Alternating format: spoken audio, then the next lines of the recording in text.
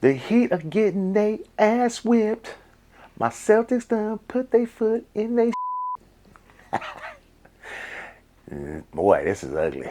Hope y'all enjoy this new video. And if you like what we do tonight and you want to see more, we got plenty of content on.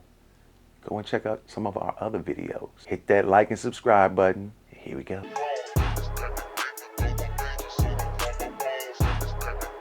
What's happening, everybody? It's Temple again. I know y'all been waiting. Y'all been waiting to see my beautiful face. Well, maybe not all of y'all, but a lot of y'all was waiting to see my face. As it is right now, I am watching my Boston Celtics beat the dog piss out of the Miami Heat. This is game 5. Boston's leading 3-1 in this series. Boston's up right now, 84-52 in the third. Looks like Boston will be moving on to the next round.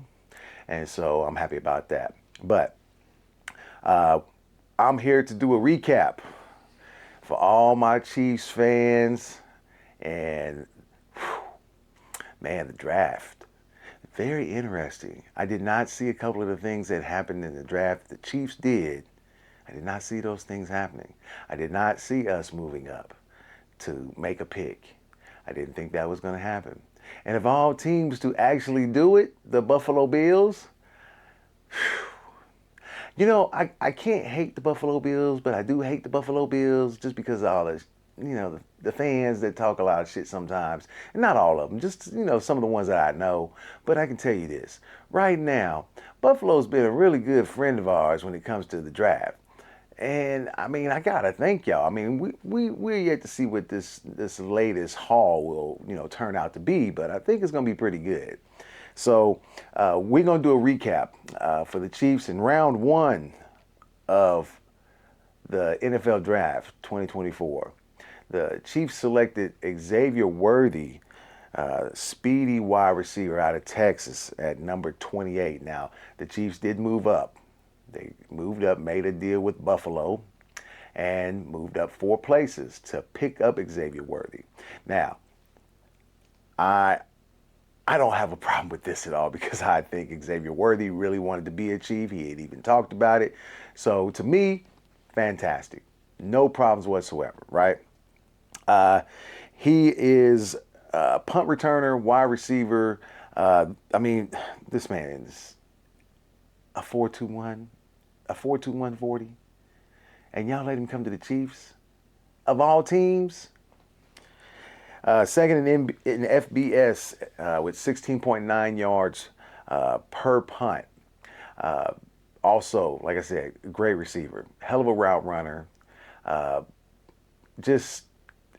can't wait to see what this man does. I really can't. I can't wait to see what he can do on the field with Patrick and Andy Reid coaching him, and you know, just being in that locker room. I just can't wait to see it. Round 2, Chiefs got them an offensive lineman, Kingsley Sumataiya. I think I said his name right. I probably butchered the hell out of it. Out of BYU. It was a position of need. That's a definite. It was a position of need for the offensive line. We got him at number 63, 6'4", 326 pounds, athletically gifted, very athletically gifted, and very mobile. Now, I didn't mention this, but I want to mention it now. Xavier had a 9.37 relative athletic score, which is extremely high. And Kingsley had a 9.35 relative athletic score. That's crazy. That's how athletic this dude is. Very athletic. So I like this pick. I really do like this pick. And I think that this is a piece that we actually needed, a guy who can get out and block. You know, we got guys like Creed who can get out, Trey who can get out, Tooney, this guy. And I mean, he's going to be a big, you know, help to that offensive line. I think it's a great pick. Round 4, the Chiefs go and pick Jared Wiley, tight end out of TCU at number 131 in the draft. And this, look, this dude is a freak as well. 6'7", 245 pounds. Tight end, maybe the replacement for Travis Kelce as time goes on. Not that we want Travis to go anywhere anytime soon, no. But yes, wide tight end, lined up primarily in line. Was a good pass catcher, has good size, tremendous size, and very athletic. For a big guy like that to be as athletic as he is, yes. 8 touchdowns. He led all tight ends in FBS, 6'7", 245 pounds. He also had a relative athletic score of 9.30. A bunch of athletes that the Chiefs, in their first 3 picks, actually, that's what they were looking for. They were looking for athletes and guys that could play. And Veach has been doing his homework. I can't knock him. The man has been doing his homework. He ain't getting no ham and eggers. It didn't look like no ham and eggers that he picked up in this draft. And for y'all that don't understand ham and eggers, what I'm saying is, something that everybody got on their team. Everybody got the same, pieces. It's always, just guys to fill spots. No, I think these guys are actually going to come in and make some noise. And round 4, Jaden Hicks, safety at number 133. So we picked him up exactly right behind, a couple spaces after we picked up Wiley. Comes out of Washington State. 2-year starter primarily at safety, or strong safety, excuse me. He has range. This guy can play pretty much anywhere on the field. He had no 40 time or split for his run athletic score, but he did score 8.94, close to that 9. But I like this pick. I think this is a good pick. I think he's going to actually add a lot of needed depth that we need. We can put him in a couple of different places, different schemes. Round 5, number 159, we picked up the center, Hunter Norzad. Hunter is out of Penn State, played center and tackle. He's a 2-year starter. He's very versatile. I think he played a couple games last year at center. The year before that, he was at tackle.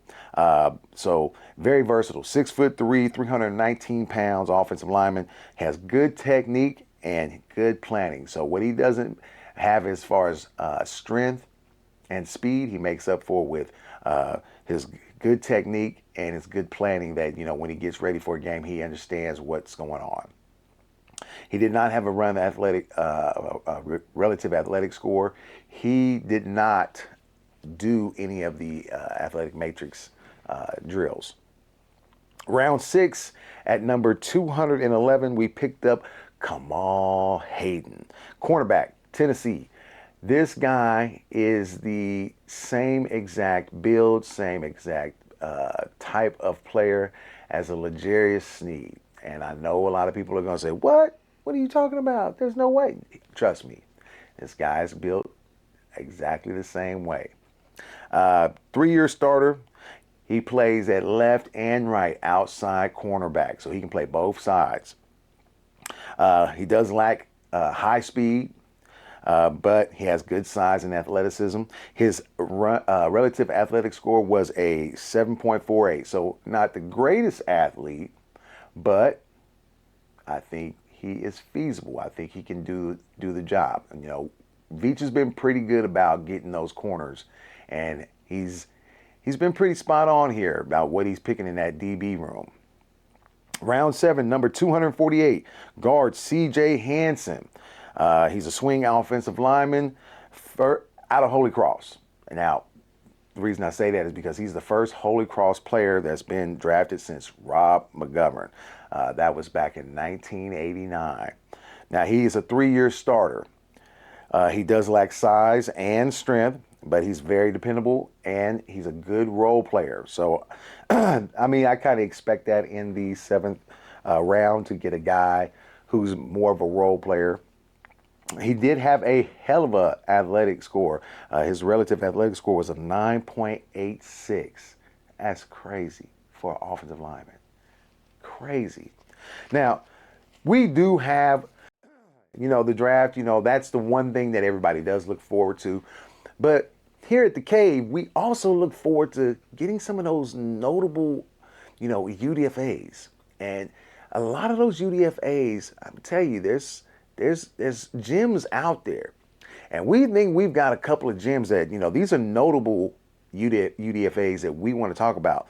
Running back, Carson Steele. Now, if you guys haven't seen this kid play, he came out of UCLA.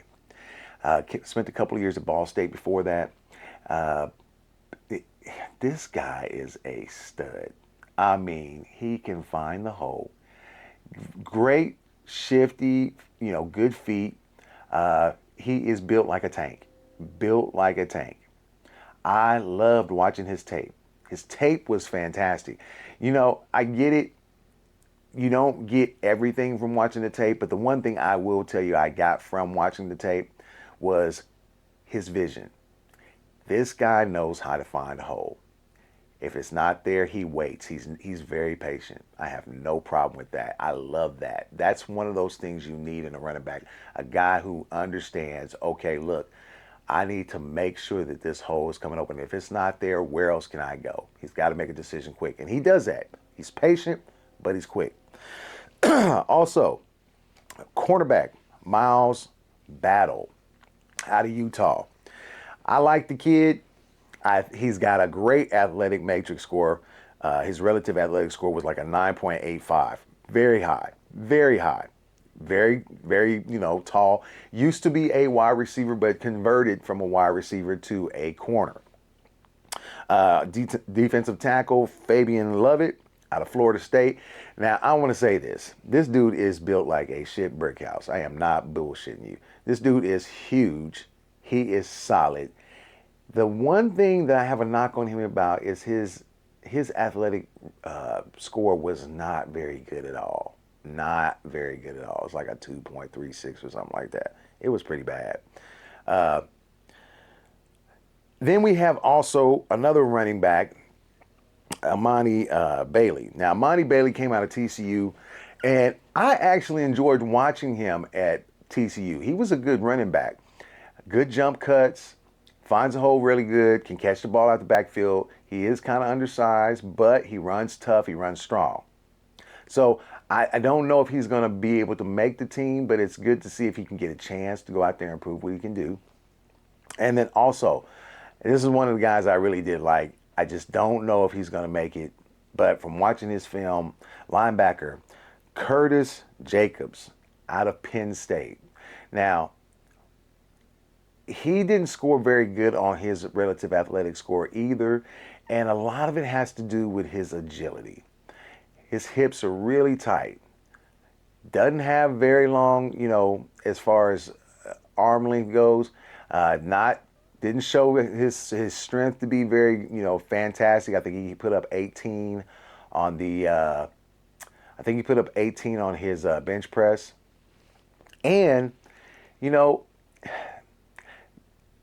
he doesn't seem to be that big. Now, they said he scored decent. He was 6'1", I want to say 240 pounds. So to me, I think it's not always about the numbers as far as the score when it comes to your athletic ability. I think a lot of it's about the heart. What kind of heart you got, how you go out there and perform, what you're willing to do, right? But I do like him. I did like his tape, his film. He did play very well. He's not great against the run, but he's good. Better in coverage. He does attack the line of scrimmage very well, though. So that to me says a lot, especially if he's willing to get his nose and his hands dirty. So, but those are the names that I wanted to drop on here real quick. I do like the Chiefs drafts. I think the draft was very good for the Chiefs. And, Veach has been showing out when it comes to these drafts. Him and his guys that he's putting together, they do a very good job here. finding these guys, and the last 2 or 3 drafts have been very, very good. Cannot knock Veach and what he's been doing. I think he's gotten better at finding and getting the guys that he wants to put into that locker room and make available to Andy. And I think that this might be another one of those bangers of a class that he's put together. So anybody else, I don't know if anybody else has been following. I mean, to me, you know, this off season has been pretty good. I did say that, with the draft, I expected there to be anywhere between 7 to 10 wide receivers taken in the first round. We did get 7 wide receivers taken in the first round. I like to know what everybody thinks about, if whoever your team is, if it's the Cowboys, if it's the Dolphins, if it's the San Francisco 49ers, whoever your team is.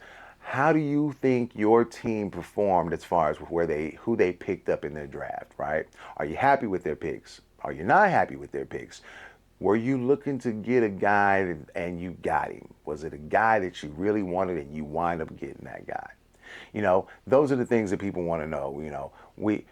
Hey, look, this is not always about us, but we do talk about our teams. And for those of you who don't know, if you like what we're doing and you like being a part of the show and you want to come back and see more content, this isn't going to be a long video, but hit the like and subscribe button. We'd love to have everybody on here. We'd love to have everybody come and be a part of this channel. And if you have a question, if you want to talk about your team, especially with football season, it's not too far away. We're still in the midst of the NBA playoffs. Leave us a comment. Leave us a question. We'll be happy to answer it. Well, it might even make it a part of the show. So, as I was going through all of this, I looked at the score again. I'm so glad we're done with Miami. I am so tired of playing these guys. The Miami Heat, whenever the Boston Celtics have to play, I get tired of meeting them in the playoffs. They're like a bad rash that won't go away. It just irritates the hell out of me. So I'm so glad that we're beating the shit out of them right now and that we're getting ready to go into the next round. So with that being said, we'll catch you guys next time here at the Cave.